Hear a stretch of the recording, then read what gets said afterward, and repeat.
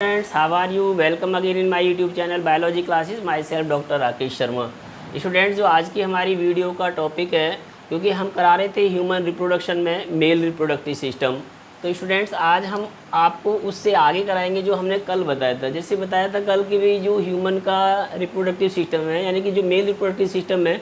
इसको हम दो पार्ट्स में डिवाइड करते हैं स्टूडेंट्स। एक पार्ट तो कौन सा है हमारा, एक पार्ट होता है जिसको कहते हैं प्राइमरी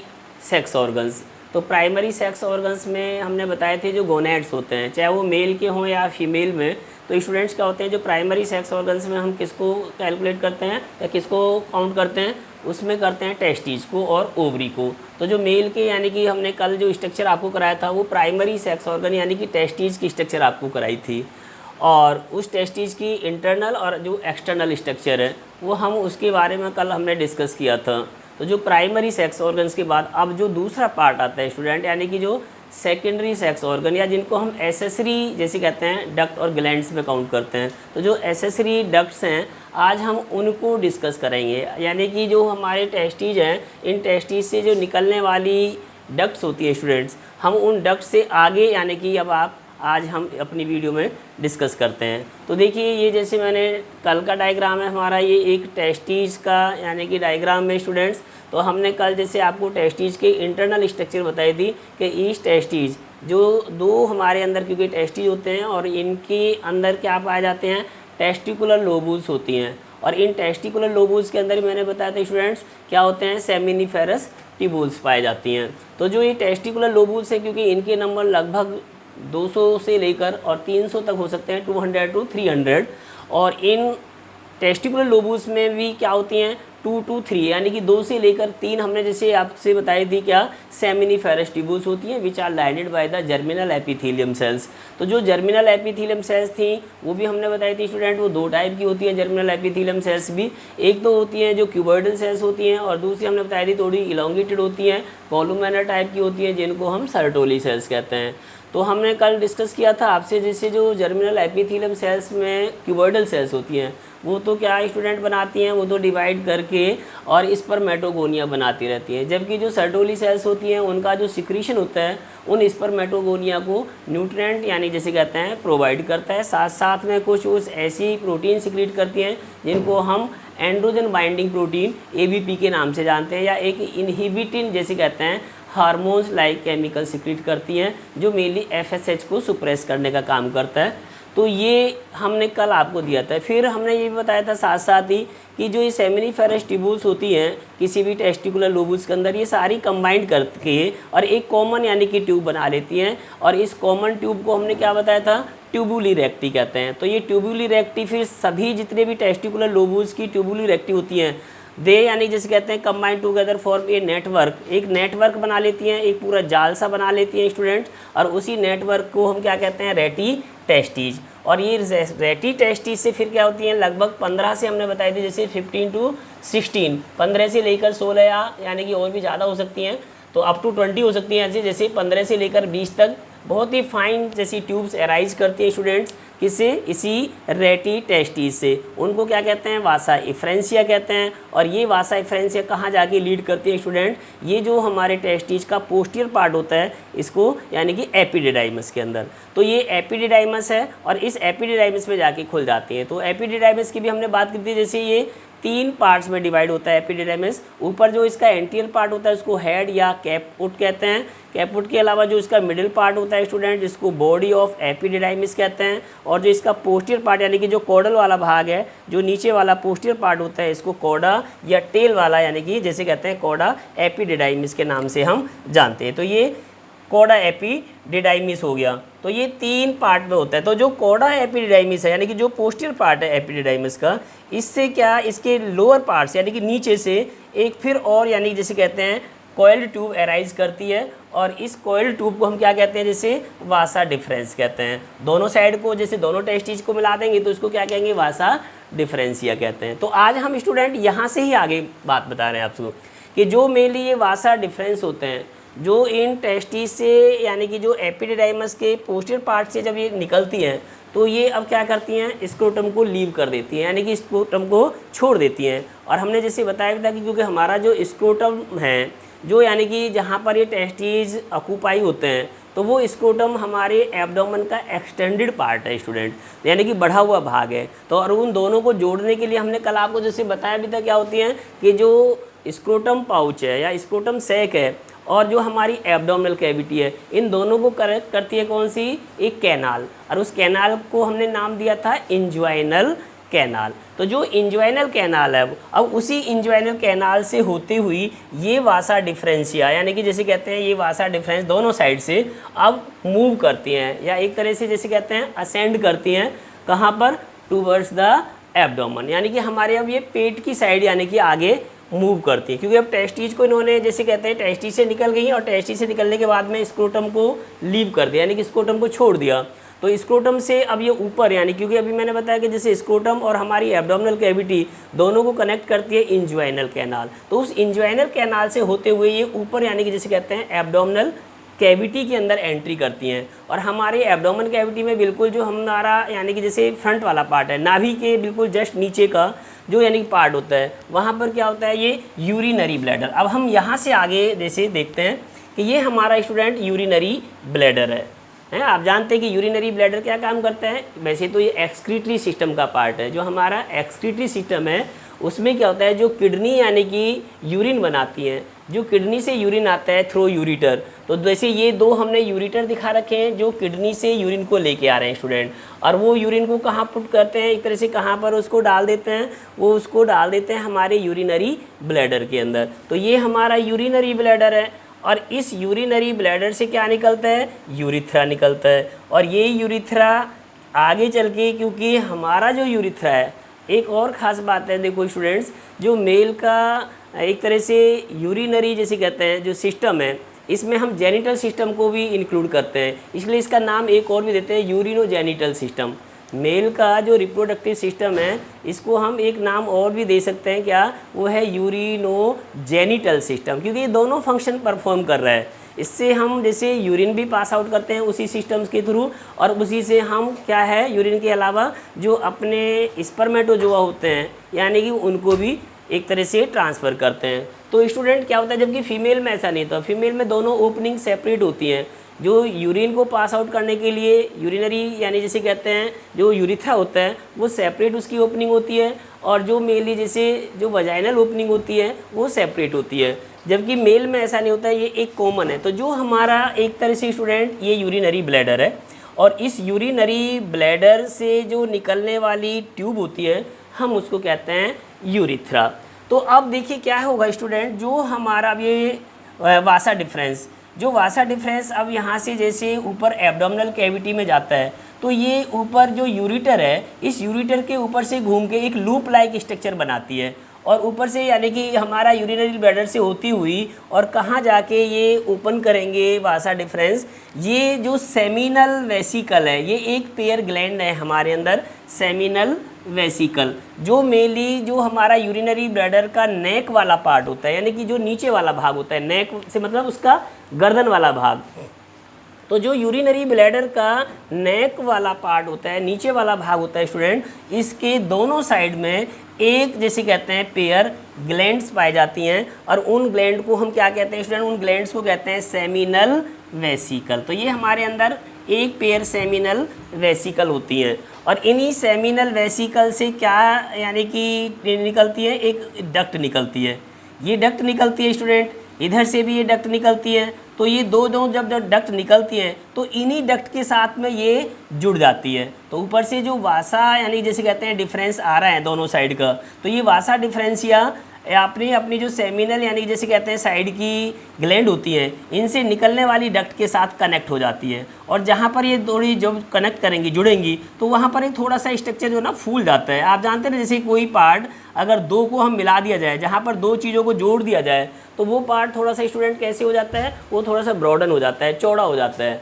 तो इसलिए जहाँ पर ये दोनों ओपन करती है, उधर से मान लीजिए जैसे ये वासा डिफरेंस आ गए, इधर से जो हमारी ये सेमिनल वेसिकल्स है, इसमें से जो डक्ट निकली है, तो जब ये डक्ट दोनों आपस में कनेक्ट करेंगी तो वो पार्ट थोड़ा सा स्वेलन कर जाता है, फूल जाता है। स्टूडेंट उस फूले हुए भाग के लिए भी हम एक टर्म्स यूज कर सकते हैं, उस टर्म को कहते हैं क्या, वो टर्म कहलाती है एम्पुला। तो ये एम्पुला वाला पार्ट है। यहाँ पर क्या होते हैं कि जो स्पर्मेटोजोआ आ रहे हैं वो स्पर्मेटोजोआ को यहाँ पर स्टोर यानी कि हो सकते हैं, कुछ टाइम के लिए वो वहाँ पर रुक सकते हैं, क्योंकि हमारे जो स्पर्मेटोजोआ हैं कहाँ कहाँ पर स्टोर हो सकते हैं। एक तो जैसे एपिडिडाइमस है, एपिडिडाइमस की जो वॉल होती हैं ये एक तरह से ग्लैंडुलर होती हैं, एक तो ये सिक्रीशन करती रहती हैं जो न्यूट्रेंट सिक्रीट करती हैं स्टूडेंट, और वो न्यूट्रेंट उन स्पर्मेटोजोआ को न्यूट्रेंट प्रोवाइड करता है, एक तरह से नर्सिंग का काम कर रहा है, यानी कि एक नरिशमेंट का काम करता है वो फ्लूइड, और यहाँ पर वो स्टोरेज का भी काम कर रही हैं। तो एक तो जो हमारे स्पर्मेटोजोआ होते हैं वो एपिडिडाइमस में भी स्टोर होते हैं, और उनको एक तरह से नरिशमेंट करने का काम जो एपिडिडाइमस की वॉल यानी कि सिक्रीट करती है फ्लूइड वो काम कर रहा है, यानी कि वो न्यूट्रिएंट प्रोवाइड कर रहा है। तो जब ये यहाँ से निकल के और फिर वासा डिफरेंस से आगे जाते हैं, तो वासा डिफरेंस से मेनली क्या जा रहा है, वो हमारे स्पर्मेटोजोआ प्लस जो यानी कि एपिडिडाइमिस का सिक्रीशन होता है उसके साथ मेनली कंसंट्रेट होके और ये आगे चढ़ते हैं। तो जब ये आगे जाएंगे तो स्टूडेंट ये जाके कहाँ ट्यूब खुलती है, तो हमारी वासा जो डिफरेंस है ये लीड करती है इनटू द जो डक्ट होती है, एक तरह से किसकी, जो सेमिनल वेसिकल से अराइज करने वाली डक्ट्स होती हैं, उन डक्ट्स में जाके ये लीड कर जाती हैं। और जब ये लीड करती है तो वहाँ पर ये पार्ट थोड़ा सा स्वेल कर गया, फूल गया, और स्वेल करने के बाद में जो फूला हुआ भाग है हमने उसके लिए एक टर्म यूज़ कर दी एम्पुला। तो जब ये एम्पुला में जाके फिर ये थोड़े टाइम के लिए हो सकता है कि ये स्टोर हो जाए, ये भी स्टोरेज का काम करता है। अब देखिए अब आगे जो अब ये दोनों डक्ट जब कंबाइन करती हैं तो फिर आगे चल के ये दोनों डक्ट से मिलके एक कॉमन डक्ट बना ली इन्होंने। तो उस कॉमन डक्ट को भी हम क्या नाम देते हैं, ये दोनों से मिलके एक डक्ट बन गई अब कॉमन डक्ट, और इसका नाम दे दिया हमने इजैकुलेटरी डक्ट। तो ये स्टूडेंट एक बन गई हमारे पास में इजैकुलेटरी डक्ट। कॉमन डक्ट है क्योंकि इधर से भी ये इसके साथ जुड़ गई, जो वासा डिफरेंस है और जो सेमिनल वेसिकल से निकलने वाली डक्ट है इसके साथ जब ये मिल जाती हैं दोनों तो एक कॉमन डक्ट बना लेती है जिसको हम इजैकुलेटरी डक्ट कहते हैं। तो ये कॉमन डक्ट इधर की और ये कॉमन डक्ट दोनों फिर कहाँ जाके लीड करती है स्टूडेंट, अब ये दोनों जाके अब प्रोस्टेट ग्लैंड है, क्योंकि इसके नीचे हमारा जो ये यूरिनरी ब्लैडर होता है इसका जो नीचे वाला भाग है, अभी जैसे मैंने बताया जहाँ पर यानी नेक वाला भाग है, इस नेक वाले भाग के साथ में क्या है, एक पेयर तो सेमिनल वेसिकल होती हैं, वन पेयर ग्लैंड्स, और एक बहुत बड़ी लार्ज जैसे कहते हैं अनपेयर्ड एक और ग्लैंड होती है प्रोस्टेट ग्लैंड, जो इसके पूरे नीचे वाले पार्ट को, जो लोअर पार्ट है हमारा यूरिनरी ब्लैडर का, उसको सराउंड करती है ग्लैंड, जिसको हम कहते हैं प्रोस्टेट ग्लैंड। ये मेल की सबसे इम्पोर्टेंट ग्लैंड है प्रोस्टेट ग्लैंड, और इस प्रोस्टेट ग्लैंड में से ये इजैकुलेटरी डक्ट मूव करती हुई यानी कि इसमें से निकलती हुई और जाके स्टूडेंट कहाँ लीड करेगी, ये कहाँ ओपन करेगी, ये अब हमारा जो यूरिथ्रा है, क्योंकि अब जानते हैं कि जो यूरिनरी ब्लैडर में से एक ट्यूब निकलती है उस ट्यूब को कहते हैं यूरिथ्रा। तो ये यूरिथ्रा आगे चल के, क्योंकि मेल का जो यूरिथ्रा होता है इसकी लंबाई ज़्यादा होती है, मेल की यूरिथ्रा की लंबाई लगभग यानी कि ये होती है 20 सेंटीमीटर 20 सेंटीमीटर, जबकि जो फीमेल का यूरिथ्रा होता है वो बहुत छोटा होता है, उसकी लंबाई होती है 4 सेंटीमीटर, यानी कि ये लगभग 4 सेंटीमीटर का होता है फीमेल का यूरिथ्रा, और जो मेल का यानी कि एक तरह से जो यूरिथ्रा होता है स्टूडेंट इसकी लंबाई 20 सेंटीमीटर होती है। तो अब ये जो यूरिथ्रा है हम मेल का, ये अब यहाँ से देखो ये हम इनको भी डिवाइड कर देते हैं स्टूडेंट्स। मेल यूरिथ्रा को आप 3 भागों में डिवाइड कर सकते हैं। कौन कौन से पार्ट में, जैसे जो बिल्कुल ऊपर वाला पार्ट है जो मेनली जैसे यूरिनरी ब्लैडर से निकलने के बाद और जो हमारी प्रोस्टेट ग्लैंड के अंदर पाया जाता है, तो उसको हम कह सकते हैं प्रोस्टेटिक यूरिथ्रा। ये केवल यूरिन को ही पास कर रहा है यहाँ तक, क्योंकि यूरिन ही आता है। उसके बाद में प्रोस्टेट में से फिर, क्योंकि ये जो हमारी इजैकुलेटरी डक्ट है ये जाके फिर यूरिथ्रा में ओपन करेगी, तो वो वाला पार्ट जिसमें जाके ये इजैकुलेटरी डक्ट ओपन करती है और उसके यानी कि प्रोस्टेट के थोड़ा सा नीचे वाला भाग दूसरा पार्ट बना लेता है हमारे यूरिथ्रा का, उसको कहते हैं उस यूरिथ्रा को मेम्ब्रेनस यूरिथ्रा। वो मेम्ब्रेनस, ये छोटा सा पार्ट होता है मेम्ब्रेनस यूरिथ्रा, और उसी के बिल्कुल मेम्ब्रेनस यूरिथ्रा के बिल्कुल यानी कि जैसे नीचे एक पेयर और ग्लैंड पाए जाते हैं जिसको हम नाम देते हैं बल्बो यूरिथ्रल ग्लैंड। ये बल्बो यूरिथ्रल ग्लैंड होती है 1 पेयर, बिल्कुल जैसे प्रोस्टेट ग्लैंड के जस्ट नीचे होती है। ये प्रोस्टेट ग्लैंड होगी स्टूडेंट हमारे पास, ये अनपेयर्ड है, जबकि ये दोनों पेयर्ड में। सेमिनल वेसिकल भी एक पेयर में पाए जाते हैं, जो बल्बो यूरिथ्रल है वो दोनों साइड होते हैं। इस यूरिथ्रा के दोनों साइड में एक एक ये ग्लैंड होती है जिसको हम कहते हैं बल्बो यूरिथ्रल ग्लैंड्स, या इसके लिए एक टर्म और भी यूज कर सकते हैं स्टूडेंट, वो है कॉपर्स ग्लैंड। ये कॉपर्स ग्लैंड के नाम से भी जानी जाती है। तो ये ग्लैंड होगी, तो ये वाला 2 भाग हो गए। अब एक तो हमारे यूरिथ्रा का कौन सा भाग हो गया, एक तो वो भाग हो गया जो हमारे प्रोस्टेट ग्लैंड के अंदर है, और एक जो उससे थोड़ा सा नीचे वाला पार्ट होता है ये भी अनकवर्ड होता है, ये भी एक तरह से अनकवर्ड पार्ट है, इसको हम कहते हैं जिसमें यानी कि ये बल्बो यूरिथ्रल ग्लैंड निकलती है यहाँ से साइड से, इसको कहते हैं मेम्ब्रेनस यूरिथ्रा। और फिर उसके बाद का जो यूरिथ्रा होगा स्टूडेंट,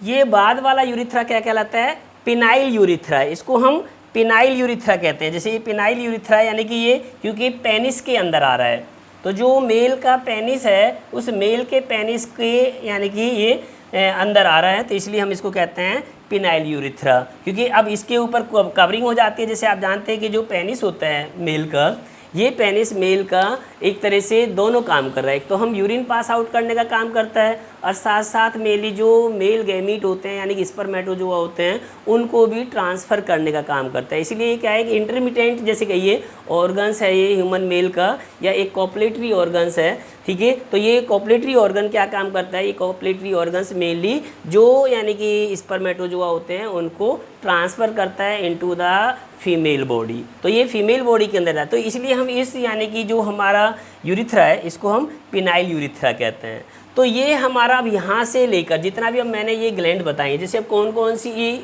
जो डक्ट है सॉरी यार ग्लैंड्स, ये हमारे सारे सेकेंडरी जो सेक्स ऑर्गन्स होते हैं उनमें हम इंक्लूड करते हैं। कहाँ से, जैसे अब ये रेटी टेस्टिस के अलावा जो वासा इफ्रेंसिया के अलावा जैसे ये एपिडिडाइमिस से वासा डिफरेंस, और ये जो इजैकुलेटरी डक्ट, ये सारी क्या हैं, और जो आगे हमारा पार्ट है ये सारा हमारा सेकेंडरी सेक्स ऑर्गन्स में आते हैं। जैसे हमने प्राइमरी सेक्स ऑर्गन बताए, और एक जैसे कहिए या इसको एसेसरी सेक्स ऑर्गन कह सकते हैं, जिनमें ये डक्ट्स आती हैं और ग्लैंड आती है। ये सारी डक्ट्स हो गई, जैसे मान लो रेटी टेस्टिस हो गया, उसके अलावा ये वासा इफ्रेंसिया हो गया, उसके अलावा एपिडिडाइमिस हो गया, ये वासा डिफरेंस हो गया। तो ये क्या है स्टूडेंट, ये हमारी एसेसरी डक्ट्स होती हैं। और साथ साथ जैसे अभी मैंने बताया कि जो मेल के अंदर क्या होती हैं, मेल में 3 पेयर ये यानी कि 3 जैसे कहिए ये ग्लैंड्स होती हैं, जिनमें एक पेयर होती है सेमिनल वेसिकल और एक पेयर होती है बल्बो यूरिथ्रल ग्लैंड जिसको हम कॉपर ग्लैंड कह रहे हैं, और एक अनपेड होती है कौन सी, जिसको हम नाम देते हैं इसका जो प्रोस्टेट ग्लैंड है। ये प्रोस्टेट ग्लैंड है, ये अनपेयर्ड है। अब उसके बाद जो हमारा ये पेनिस है, जैसे अभी मैंने बताया जो पेनिस है ये 2 काम कर रहा है, एक तो यूरिन को भी पास आउट करता है, क्योंकि at the time of urination जब हम यूरिन पास आउट करते हैं तो तब ये केवल यूरिन को पास आउट करेगा, but at the time of copulation ये क्या काम करता है, तब ये मेनली स्पर्मेटोजोआ को रिलीज़ करते हैं, तब ये एक तरह से कॉपुलेटरी ऑर्गन की तरह काम करता है। तो स्टूडेंट इसमें क्या होता है, हमारा जो ये यूरिथ्रा वाला पार्ट है इसमें जहाँ से ये अराइज करता है यूरिनरी ब्लैडर से, इसमें 2 स्फिंक्चर्स होते हैं, यानी कि जैसे एक पेयर तो जैसे कहिए एक जो पेयर स्फिंक्चर्स होते हैं वो स्फिंक्चर्स होते हैं इंटरनल, एक तो इंटरनल स्फिंक्चर हैं और एक होते हैं इसमें एक्सटर्नल स्फिंक्चर्स। तो जो इंटरनल स्फिंक्चर होते हैं, स्फिंक्चर क्या होते हैं, ये जैसे बैंड ऑफ मसल्स, जो बैंड ऑफ मसल्स होते हैं इंटरनल यानी कि यूरिथ्रा के बिल्कुल जहाँ से ये अराइज कर रहा है, जो मेनली यूरिनरी ब्लैडर से जब ये निकलता है तो उसमें जहाँ से ये अराइज करता है तो उसके अंदर की साइड में स्टूडेंट्स क्या होते हैं, उसके अंदर की साइड में इंटरनल स्फिंक्चर्स होते हैं, यानी कि मसल्स के बैंड होते हैं, ये स्मूथ मसल्स से बने होते हैं। तो जब हमारे यूरिनरी ब्लैडर के अंदर यूरिन की मात्रा जैसे कि ये एक एप्रोप्रिएट मात्रा में यानी कि यूरिन भर जाता है, तो हमारे यानी कि इसमें क्या होती हैं, जो इसकी वॉल होती हैं वो स्ट्रेच करने लग जाती है। यूरिनरी ब्लैडर की जो वॉल होती हैं, जो जैसे जैसे मानो आप जानते हो ना, किसी मानो आप बैलून के अंदर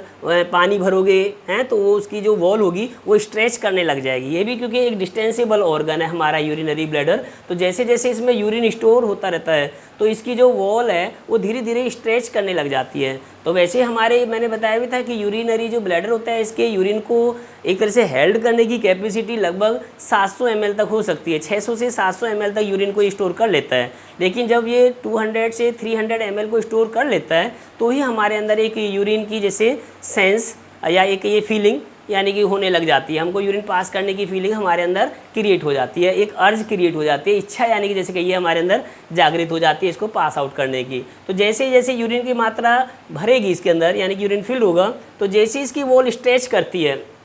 तो जब स्ट्रेच करेगी तो जो स्मूथ मसल्स हैं तो ये एक तरह से जब स्मूथ मसल्स क्या करती हैं, ये कॉन्ट्रैक्ट करने स्टार्ट कर देती है, यानी कि इनको मैसेज मिल जाता है। जो हमारा नर्वस सिस्टम है, स्पेशली जो सेंट्रल नर्वस सिस्टम ब्रेन है, उसमें जो पैरासिम्पैथेटिक और जो सिंपैथेटिक यानी ऑटोनोमस नर्वस सिस्टम के जो पार्ट हैं वो इसको यानी क्या करते हैं, मैसेज कन्वे कर देते हैं और ये जो स्फिंक्टर्स हैं एक तरह से कॉन्ट्रैक्ट करना स्टार्ट कर देंगे। और दूसरा बाहर की साइड में क्या होते हैं, बाहर की साइड में इसमें एक्सटर्नल स्फिंक्टर्स होते हैं जिनके अंदर स्ट्राइटेड मसल्स होती हैं, यानी कि वो मसल्स होती हैं जो हमारी विल पे काम करती हैं, हमारी इच्छा पे काम करती हैं। अगर मान लीजिए आपको थोड़ी डिले करना है यूरिन को पास आउट करने की, में कुछ देरी करनी है, तो वो हमारी इच्छा पे निर्भर करता है। कुछ टाइम के लिए हम इसको होल्ड भी कर सकते हैं। तो इसलिए क्या है, तो दो यानी कि स्फिंक्टर्स होते हैं, एक इंटरनल और एक एक्सटर्नल। इंटरनल स्मूथ मसल्स के होते हैं, यानी कि वो हमारी विल पे काम नहीं करते, वो हमारी इच्छा पे काम नहीं करते। और जो बाहर वाले होते हैं एक्सटर्नल स्फिंक्टर्स, वो उसमें क्योंकि स्ट्राइटेड मसल्स होती हैं वो हमारी इच्छा से काम करते हैं। तो इसलिए स्टूडेंट यहाँ पर जब हम यूरिन पास आउट करते हैं तो तब ये यूरिन को पास आउट करेगा हमारा जो यानी कि जैसे यूरिथ्रा है। और यदि जब हम मीटिंग करते हैं या एक तरह से कॉपरेशन करते हैं तो उस दौरान क्या होगा, उस पीरियड में ये स्पर्मेटोजोआ को रीच करता है, यानी कि ओनली वन, जैसे कहिए एक चीज़ को एक टाइम पे पास करते हैं। जब यूरिनेशन होता है यानी कि जब यूरिन पास आउट करते हैं तो यूरिन ही पास आउट होगा, और जब हम मेनली जैसे स्पर्मेटोजोआ रिलीज करते हैं तब उस टाइम स्पर्मेटोजोआ को ही रिलीज करते हैं। तो चलिए अभी ये पेनिस है, जैसे अभी मैंने बताया, कॉपलेटरी ऑर्गन्स हैं और इसमें भी क्या होते हैं स्टूडेंट, 3 जैसे कहती है, इसमें 3 कॉलम्स होते हैं, जैसे कहते हैं सिलेंड्रिकल 3 कॉलम्स होते हैं स्पॉन्जी टिश्यू के। और इन स्पॉन्जी टिश्यू नॉर्मली वैसे तो ये जैसे कहिए खाली होते हैं, इनमें यानी कि एम्प्टी हैं, खाली होते हैं स्पॉन्जी टिश्यू। लेकिन at the time of copulation, या जैसे जब हम कॉपुलेशन की बात करते हैं, या जैसे कहिए जब उसमें एक तरह से फीलिंग आती है, तो उसमें क्या हो जाते हैं, ये जो सिलेंड्रिकल यानी कि जैसे कहिए स्पॉन्जी टिश्यू होते हैं, क्योंकि इनमें साइनेसिस होते हैं, ब्लड साइनेसिस होते हैं, तो ये वैसे एम्प्टी होते हैं नॉर्मली, इसीलिए क्लैप्स होता है, ये भिजे हुए होते हैं। लेकिन जब इसमें मेनली जैसे एक एक्साइटमेंट होती है तो ड्यूरिंग द एक्साइटमेंट इनके अंदर जो ब्लड का सर्कुलेशन है वो बहुत तेज़ी से हो जाता है, यानी कि एक तरह से इन साइनेसिस के अंदर, इन स्पॉन्जी टिश्यू के अंदर ब्लड यानी कि भर जाता है। तो जब इनके अंदर ब्लड भरता है तो ये एक तरह से टाइट जैसे कहिए या इरेक्ट हो जाता है, जो पेनिस है वो इरेक्ट हो जाते हैं। और इसमें जो ये कॉलम होते हैं, मान लीजिए सिलेंड्रिकल जो कॉलम होते हैं, ये 3 कौन कौन से होते हैं स्टूडेंट्स, जो 2 तो होते हैं डोर्सल साइड में, इसके जैसे दिखा रखे ये 2 डोर्सल साइड के अंदर क्या है, इनके नाम देते हैं 2, यानी कि ऑन डोर्सल साइड होते हैं जिसको कहते हैं कॉर्पोरा कैवर्नोसा। और एक इसकी वेंट्रल साइड में होता है अराउंड द, जैसे जो हमारा ये यूरिथ्रा होता है इसके चारों तरफ, ठीक है, ये पाया जाता है, इसको कहते हैं कॉर्पस स्पोंजियोसम। तो ये कॉर्पस स्पोंजियोसम टिप्स पे आके थोड़ा सा जैसे ये एक तरह से स्वेल कर जाता है, फूल जाता है, और इसी फूले हुए भाग को भी हम क्या कहते हैं, इसका फूले हुए भाग को कहते हैं ग्लांस पेनिस। ये ग्लांस पेनिस होता है, और इसी ग्लांस पेनिस के ऊपर क्या पाई जाती है स्टूडेंट, इसके ऊपर एक जैसे स्किन होती है, एक इरेक्टाइल जैसे कहिए स्किन पाई जाती है, जिसको हम प्रीप्यूस या फोर स्किन का नाम देते हैं। ये 4 स्किन होती है, और इसके बिल्कुल जैसे कि ये सेंटर में ये अपर्चर होता है जिसको यूरिनोजेनिटल अपर्चर का नाम हम देते हैं, ताकि जिससे हम यूरिन पास आउट करते हैं एट द टाइम यूरिनेशन, और इसी से हम मेनली क्या है स्पर्मेटोजोआ रिलीज करते हैं at the time of copulation. तो ये हमारा पूरा जो है एक तरह से क्या हो गया, ये हमारा बन गया पूरा एक रिप्रोडक्टिव सिस्टम। तो ये हमने दोनों भागों में बता दिया, जैसे एक तो इसमें प्राइमरी और एक हो गया सेकेंडरी। अब सेकेंडरी का जो दूसरा पार्ट है, अभी हमने इसमें डक्ट तो ले लिए स्टूडेंट, अब क्या रह गई है हमारे पास में जो ग्लैंड्स हैं। जैसे अभी मैंने बताया ये जो ग्लैंड्स होती हैं इनमें सेमिनल वेसिकल्स हैं, ठीक है, और प्रोस्टेट ग्लैंड है, और बल्बो यूरिथ्रल ग्लैंड्स हैं। तो जो ये ग्लैंड का सिक्रीशन है, ये इन सभी ग्लैंड का सिक्रीशन प्लस स्पर्मेटोजोआ ये मिलके क्या बना लेता है, उसको सेमिनल प्लाज्मा कहते हैं। और ये जो सेमिनल प्लाज्मा होता है इसी का दूसरा नाम हम क्या कहते हैं स्टूडेंट, इसी सेमिनल प्लाज्मा को हम सीमन कहते हैं, जिसके अंदर मेनली क्या होते हैं, सीमन के अंदर जो स्पर्मेटोजोआ होते हैं, ठीक है, वो स्पर्मेटोजोआ इसके अंदर सस्पेंडेड होते हैं। तो ये क्या है, ये पूरा मेल रिप्रोडक्टिव सिस्टम है। अब इसकी जो कंपोजिशन है और इसके जो फंक्शन है, मैं उसको आपको स्टूडेंट्स जो मेरी नेक्स्ट वीडियो आएगी मैं उस वीडियो में बताऊंगा। जो हमारी यानी कि ग्लैंड होती हैं, इन ग्लैंड्स के सिक्रीशन की कंपोजिशन क्या है और उसके फंक्शन क्या होते हैं। तो ये वीडियो अच्छी लगी होगी स्टूडेंट्स आपको मेरी, आप इसको सब्सक्राइब कीजिए लाइक कीजिए, शेयर कीजिए और हमारी वीडियो को देखते रहिए। Thank you very much student.